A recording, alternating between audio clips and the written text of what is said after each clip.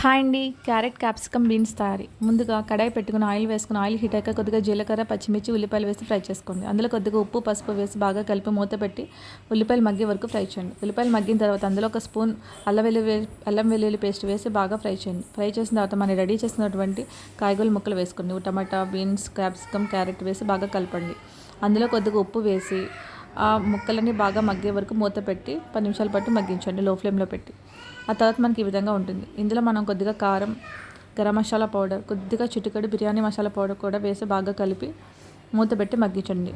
ఈ విధంగా మగ్గిన తర్వాత అందులో ఒక గ్లాస్ వాటర్ వేసి బాగా కలపండి. ఓకేనండి. సో ఈ విధంగా కలిపిన తర్వాత మూత పెట్టి హై ఫ్లేమ్లో పెట్టి కర్రీని ఉడికించాలి.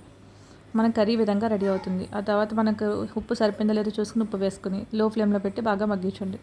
మనకు ఫైనల్గా కర్రీ అనేది ఈ విధంగా రెడీ అవుతుంది. ఫైనల్గా కరివేపాకు వేసి సర్వ్ చేసుకోండి. వీడియో నచ్చితే లైక్ చేయండి, షేర్ చేయండి, సబ్స్క్రైబ్ చేసుకోండి ఫ్రెండ్స్.